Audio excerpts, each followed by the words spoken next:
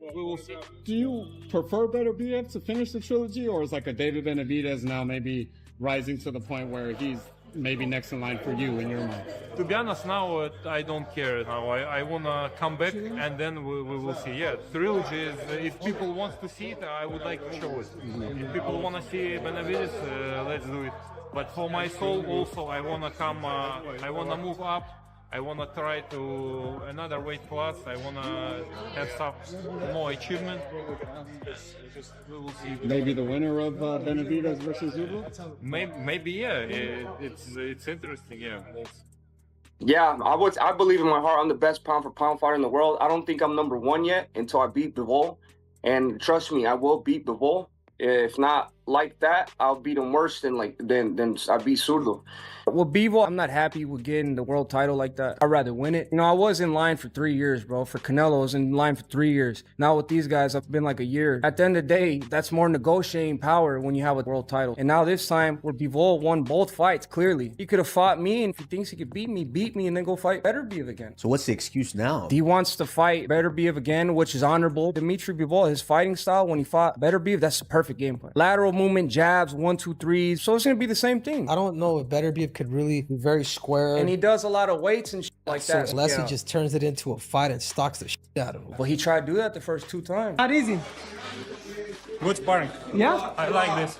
When you should do thinking every time. David spars everybody. Heavyweights, light heavyweights. He says you and Triple G hit the hardest. Thank you. But he said But I don't think that. Golovkin close, you distant. Style. David spar with another guys because he big. Yeah, he bigger than me. Who do you think poses the harder fight for you between Bivol and Beterbiev? Who presents the more difficult fight? I think probably Beterbiev. Yeah. Because he's 14-0 with 14 knockouts, or 15-0, 15 knockouts. Yeah. The thing I see about him is a little bit different. It might be an easier way to beat him is that he's really flat-footed, but he has a lot of power. Yeah. The thing about Bivol, he's more of a complete fighter. Right. He can hit you from here, he can move here. You know, you can't hit him. He's moving, using the whole ring. Bivol versus Benavidez. Who you got in that fight? Kid, I don't know anymore. I used to have Benavidez. I don't know anymore. Bivol, his 2 fights would better be if he's gotten even better. See, the thing about Bivol is you can be a dog and he just beat you. You can be a dog all you want and he just be whooping your ass. All right, Beterbiev, if you think Beterbiev isn't a dog, then you're smoking dope, right? David Benavidez, I'm seeing punishment on David Benavidez as a light heavyweight, which concerns me a bit against Bivol. Fantastic fighter, great defense, doing great things, very skillful, but I'm seeing shit. And Bivol is just so good. For years, the entire sport revolved around one man and the pursuit of a huge payday against Canelo Alvarez. But after a flawless, violent 3-minute and 14-second masterclass that crowned him a 3-division champion, David Benavidez has completely changed the narrative. He is no longer waiting in line for a fight that may never happen. Instead, the Mexican monster is actively hunting the most dangerous names in boxing. The boxing world has now shifted from begging for Canelo to accept a challenge, and the first target firmly in Benavidez's sights is the unified light heavyweight champion. I heard your father speak yesterday in another interview in Spanish, and he said the WBA is on its way to mandating a fight with you and Bivol, should Bivol be successful in his May 30th title defense. Is that the plan, to fight Dmitry Bivol next? And are you guys going to reach out to make that happen after May 30th? No, yeah, for sure. So we're already in talks with that. But, first things first, we got to see how he comes out. If he comes out with any injuries, I don't think he's going to have any problems in that type of way.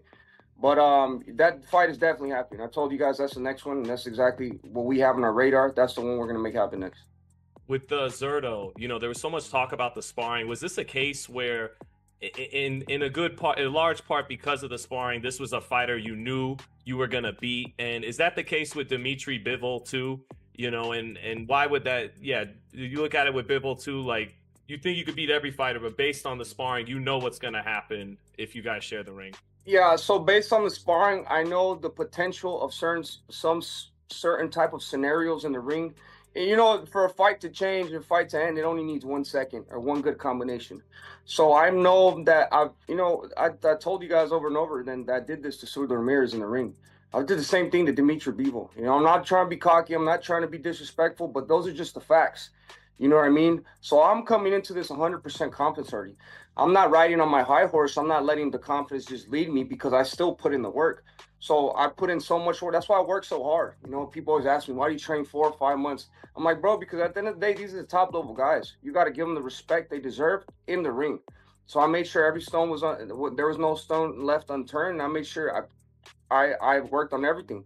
The defense was good, the offense was good, the combinations was good, the power was good. So, man, I just, you know. That dominant victory over Gilberto Zurdo Ramirez was not just a win, it was a brutal statement to the entire sport. Benavidez became the first person to ever stop Ramirez, breaking him down with a relentless storm of lightning-fast combinations that eventually forced a knockdown and a referee stoppage in the 6th round with the unified cruiserweight titles now around his waist. The adrenaline-fueled post-fight interview could have gone in any direction, but Benavidez shut down the noise and made his intentions crystal clear, declaring that Dmitry Bivol is the #1 target on his hit list. Right?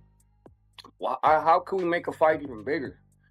I was thinking of maybe we do a catchweight at 190. We get the cruiserweight belts involved, the light heavyweight belts involved, and winner take all. Dmitry said he wanted to fight for the cruiserweight championships before his career was over.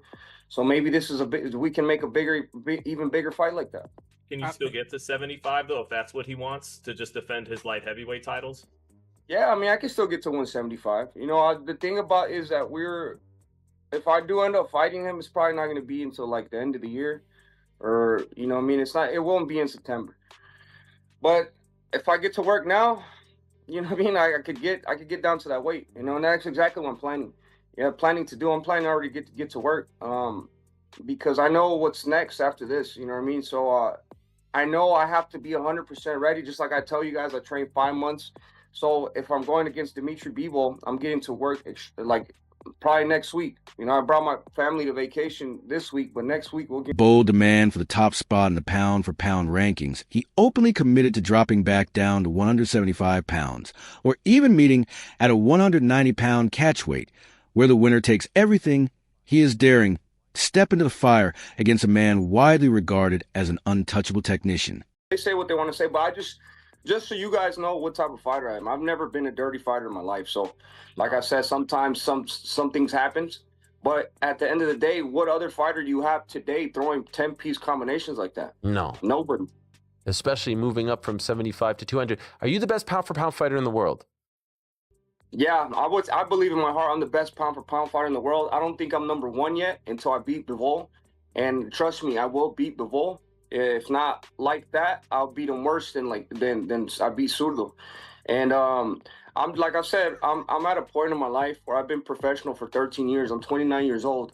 I've been to the top of the mountain over and over and over again. So I just want to keep challenging myself. I want to keep fighting against other great champions and keep showing the world that I am really one of the best of my generation, if not the best of my generation.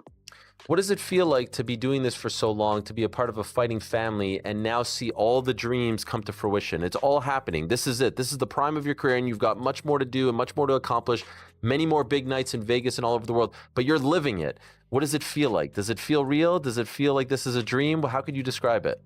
Yeah, it just feels, you know, I've had patience for so long, you know what I mean? Sometimes to get to this level, you have to have so much patience, and I'm just really happy that everything I've talked about to my dad, to my brothers, to my everybody that would even listening to me, when I tell you, everybody, that if I get any of these other champions, then I'm gonna demolish them, and I'm just showing that, and I'm getting stronger every single fight. So I'm really happy with this process, and I'm just enjoying the process coming up. You know, this is something beautiful. I never thought I'd really accomplish it. I knew in my heart it was possible, but to be honest with you, it's. What makes this inevitable collision so fascinating is a tightly guarded secret from a private session behind closed doors. There has long been a heated dispute over a sparring encounter the two reportedly shared about 6 years ago at Churchill Boxing Gym.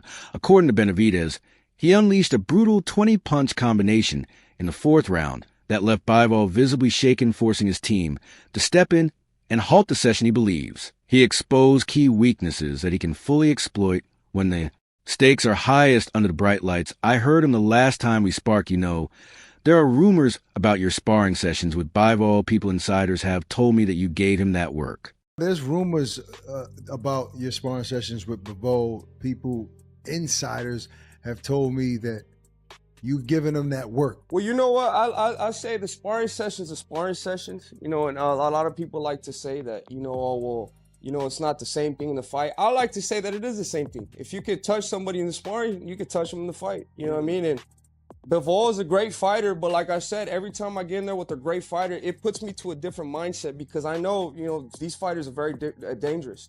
So when I was sparring with Bivol, I sparred him a lot, you know, and you can go ask him, whoever his people are. I'm not no liar. You know, I heard him the last time we sparred. But not to say that I'm not just gonna bank off that, be like, oh yeah, I heard him in sparring, well, I'm gonna just knock him out in the fight. No, you know what I mean? I know Bivol's a great fighter. I give him all the respect, but as of hurting him, I did hurt him the last time I sparred him. And I was, 21 years old? It's 22. Wow. I was 22 years old. Wow. But to answer your question, he's became a great fighter. He's gone way back. Technician dismisses a narrative completely calmly, explaining that sparring is designed for testing strategies and working through coach drills not to replicate a real fight. He brushes off the claims with cold indifference, but that only adds more fuel to the growing tension. It now feels like everything is building toward a massive grudge match that would finally settle the debate once. And for all remember the sparring with David. David? Yeah, I remember, we had a couple of sparrings. I remember it was some of good moments from my side, some good moments from his side. But, you know, it's sparrings, you know, this camp I had a lot of sparrings with different opponents, and sometimes they were really good with me and I was angry. And because sparring, it's sparring, you do some things which coach told you should do this and this, and you are trying one round, you couldn't do it, another round you try to do this, it couldn't, on the third round you can do it once only, and you feel like you win this sparring because you did what your coach asked you, you know. And in the fight, of course, it's different. In the fight, they ask you to do something, you will not waste your time if it's it's not good. You will try to do another things, another, and sparring, it's trainings.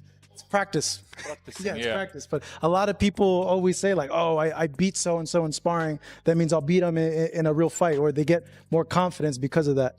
Yeah, it's possible. I have a lot of guys who beat me in sparrings, to be honest.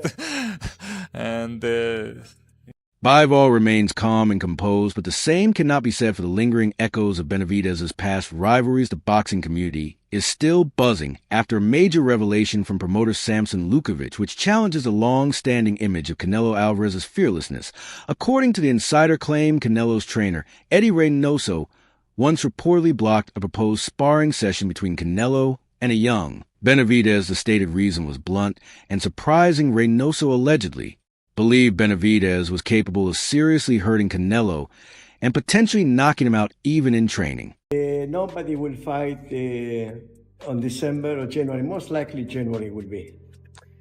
Do you think he and Canelo can ever happen? No. Why not?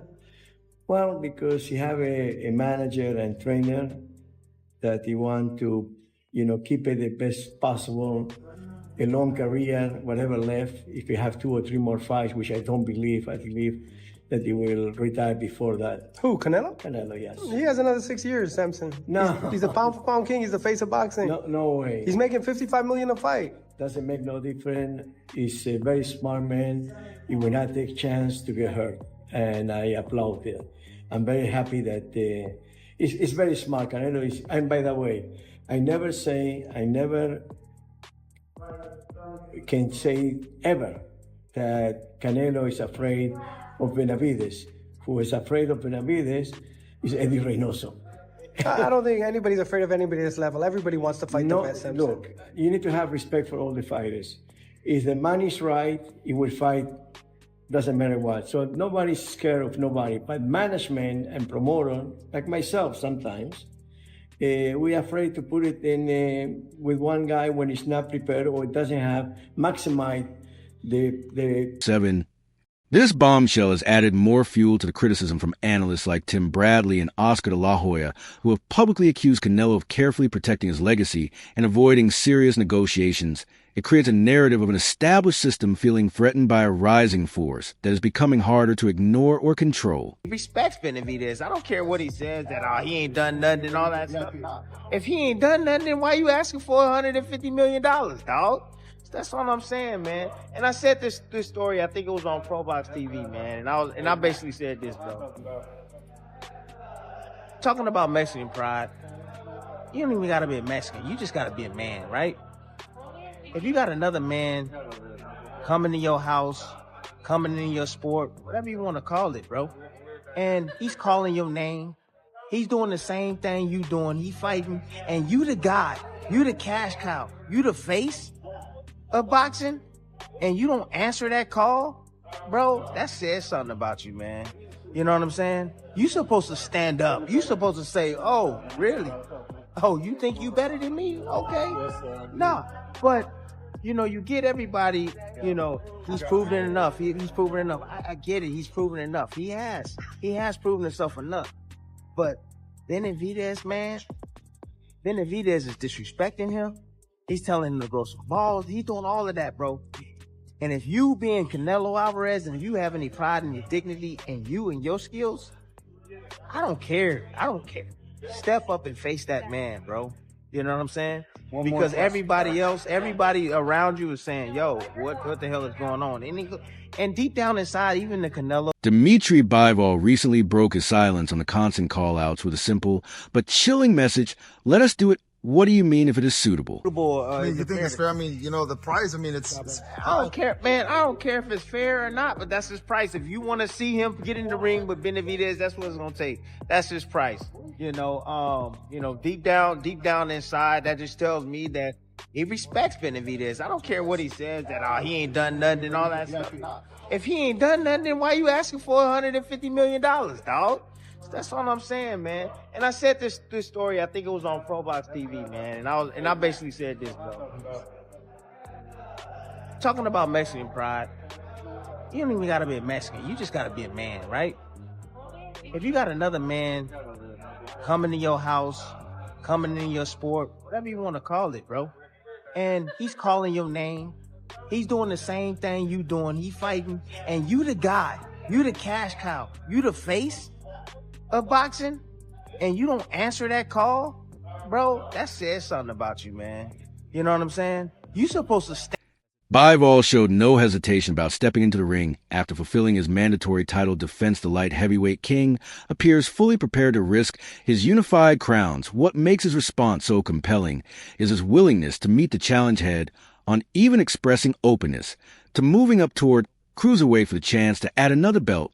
He is not hiding behind promotional politics or weight class barriers. He is seemingly ready to face the storm directly. David Benavidez. Bivol decides to take on Better BF Riyadh season for the third time instead of Benavidez. That is clearly not a duck. Let me count the way. One, they are 1 for 1. For Bivol to just run off would be diabolical. Another thing, if Bivol fights Benavidez and not Better BF next, that's another year of Better BF getting older, further away from his prime. Benavidez is young. Better BF is old. So you got time. Don't forget, Better BF is scary. Bivol versus Better BF is a hard fight for a belt. To do that for a third time, to go into that shit and not run away with the undisputed titles is not a duck, especially when you get in that.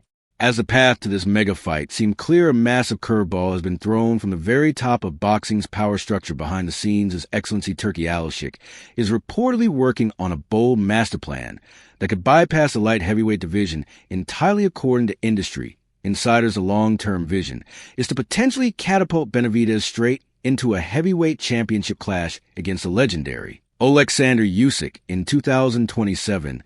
This ambitious idea has stunned fans and analysts alike. Some see it as the ultimate proof of Benavidez's terrifying physical strength, with trainers like Robert Garcia even suggesting his relentless pressure style could pose real problems for the heavyweight king than Benavidez.